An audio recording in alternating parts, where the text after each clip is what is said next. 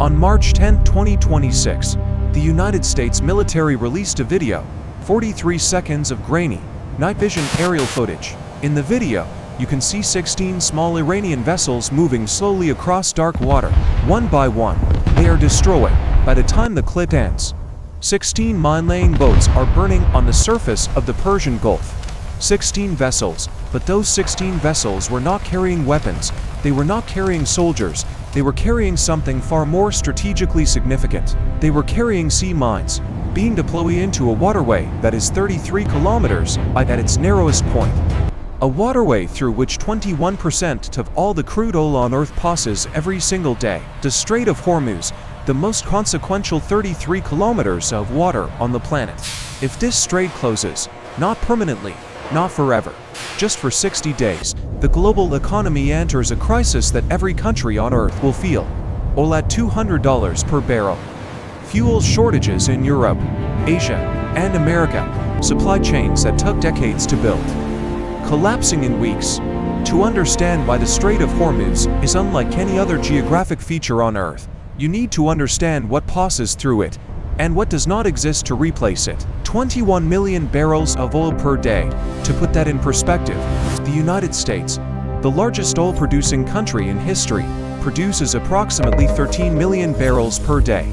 The entire oil output of the United States, plus the entire output of Canada, does not equal what passes through a 3.2-kilometer shipping lane every 24 hours. The shipping lane inside the strait is divided into two corridors, one for vessels traveling inbound, one for outbound. Each corridor is approximately 3.2 kilometers wide. That is the entire margin of error between normal global oil supply and a crisis that would reshape the world economy. Every major oil-producing nation in the Persian Gulf region depends on the Strait of Hormuz for its exports. Saudi Arabia, the world's second-largest producer, ships approximately 6 million barrels per day through it. Iraq to 3.5 million barrels. Kuwait minus 2 million barrels. UAE 2.5 million barrels. And Iran itself, when not under full sanctions, roughly 1.5 to 2 million barrels. The countries that receive this oil are not peripheral economies. China, the world's largest oil importer, receives approximately 75% of its Middle East oil through the strait. Japan, which has almost no domestic oil, receives nearly all of its supply through it. South Korea, same story. India, one of the fastest growing economies in the world, transits the strait for the majority of its oil imports. There is a phrase in strategic analysis, a single point of failure. It means a system where one component, if removed, causes the entire system to collapse. The Strait of Hormuz is the single point of failure of the global energy system. Iran's geographic position in relation to the strait is not an accident of history. It is the defining feature of Iran's strategic leverage in every negotiation it has ever conducted with the West. Iran controls the northern coastline of the Strait of Hormuz for its entire length. Its shore-based missile batteries, including the Nur-an-Qatar anti-ship systems, have a range that covers the entire width of the strait from fixed positions on Iranian soil. No vessel passes through the strait without passing within range of Iranian coastal defenses. Beyond missiles, Iran's Islamic Revolutionary Guard Corps, the IRGC, operates one of the largest asymmetric naval forces in the world. More than 1,500 small, fast attack boats, built not to fight the US Navy in open water, but to swarm a target in confined spaces, fire anti-ship missiles at close range, lay mines, and disperse before a counterattack can be organized. This is a force specifically designed for the Strait of Hormuz, not for the open ocean. The strait, with its narrow lanes, shallow waters, and restricted maneuver room, is the one place on Earth where Iran's military can neutralize the overwhelming conventional superiority of the United States Navy. And Iran knows this. It has known it for 40 years. During the Iran-Iraq War of the 1980s, Iran launched what became known as the Tanker War.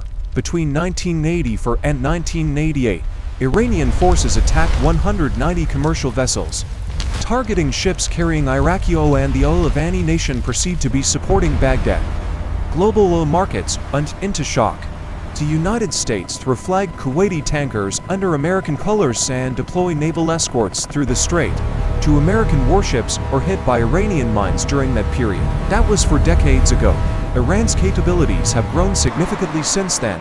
Its missile technology has advanced, its mine stockpile has expanded, and its determination to use the strait as strategic leverage has never wavered. 13 times, senior Iranian officials have explicitly threatened to close the Strait of Hormuz as a response to external pressure.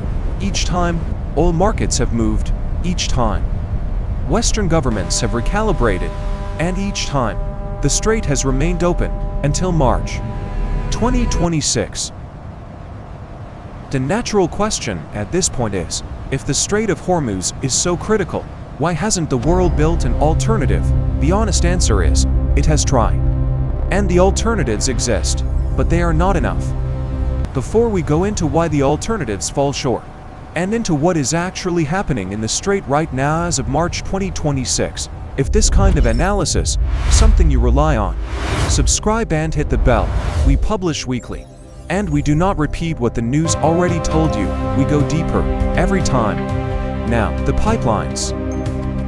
Saudi Arabia built the East-West pipeline, known as the Petrolini, precisely because of Hormuz vulnerability. It runs 1,200 kilometers across the Arabian Peninsula, carrying oil from eastern Saudi fields to Yanbu on the Red Sea, bypassing the strait entirely. Capacity, approximately 5 million barrels per day. The UAE built a second pipeline, from Abu Dhabi to the port of Fujairah on the Gulf of Oman, with a capacity of approximately 1.5 million barrels per day, combined. These two pipelines can move approximately 6.5 million barrels per day outside the strait. The strait carries 21 million barrels per day. The bypass capacity is 6.5 million. That is a gap of approximately 14.5 million barrels per day that has no alternative route. To put that gap in perspective, 14.5 million barrels per day is more than the combined daily oil production of the United States and Canada. It is not a gap that emergency reserves can fill for more than a few weeks. The International Energy Agency estimates that global strategic petroleum reserves could replace Hormuz flows for approximately 30 days. After that, the market is on its own. In 1973, when Arab oil producers cut supply by 5% as a political response to the Yom Kippur War, oil prices quadrupled for months. Economies across Europe and North America went into recession. The United States introduced fuel rationing for the first time since World War II. That was a 5% reduction. A full Hormuz closure would remove 21% of global supply, not for months, immediately, on the day the strait closes. In the first 2 weeks of March 2026, the Strait of Hormuz moved from strategic vulnerability to active military theater. The context matters. This did not emerge from nothing. In late February 2026, US and Israeli forces had been conducting what the Pentagon named Operation Epic Fury, a campaign of air and naval strikes against Iranian military infrastructure, Iranian air defense facilities, nuclear-related sites, Revolutionary Guard command centers. Iran's response was not to confront the US and Israeli militaries directly in open battle, a confrontation Iran would lose quickly. Iran's response was to go to the one place where it has always held the advantage, the strait. The mine-laying operation that US forces intercepted on March 10th was the opening move of that strategy. Sea mines are not a precision weapon. They do not discriminate between US Navy warships and a Japanese oil tanker, between a military target and a vessel carrying 3 million barrels of crude oil bound for South Korea. The moment the first mine detonates under a commercial vessel, the insurance markets close. Every shipping insurer on the planet activates war risk clauses. Tanker rates go vertical. And the ship owners, whose vessels represent hundreds of millions of dollars each, stop sending their ships through. The strait does not need to be physically blocked. It only needs to be perceived as too dangerous to transit. That perception alone collapses the flow. We saw exactly this dynamic during the Red Sea crisis of 2024 and 2025, when Houthi missile attacks on commercial vessels caused shipping companies to reroute around the Cape of Good Hope, adding 14 days and significant cost to every voyage. The Red Sea carries roughly 12% of global trade. The Strait of Hormuz carries 21% of global oil. The scale is not comparable. The numbers coming out of March 2026 are not projections. They are reported market data. Physical barrels, the actual crude being bought and sold for immediate delivery, are trading at approximately $160 per barrel. Global oil production is estimated to be down between 9 and 10 million barrels per day. Analysts at 9 Point Energy describe this as one of the largest supply outages in history. And separately, Qatar's Ras Laffan liquefied natural gas facility, responsible for approximately 3.5% of global LNG supply, reported significant damage that analysts expect to affect its production capacity for up to 5 years. This is not a simulation. This is March 2026, and it is not finished. Let us be precise about what a sustained strait closure would actually mean. Not the headline version, but the cascade of effects that will unfold over weeks and months. Week 1. Oil markets move immediately. Futures contracts surge. Strategic reserve releases are announced. The IEA coordinates an emergency drawdown. Governments hold press conferences assuring the public that reserves are sufficient. Week 2 to 4. Strategic reserves begin depleting. The IEA's 30-day buffer is being consumed. Shipping insurance becomes either unavailable or prohibitively expensive. Tanker operators confirm they will not transit until the security situation is resolved. Oil that was priced at $100 in January 2026 is now approaching $150 to $180. Month 2. Strategic reserves are exhausted or approaching critical thresholds.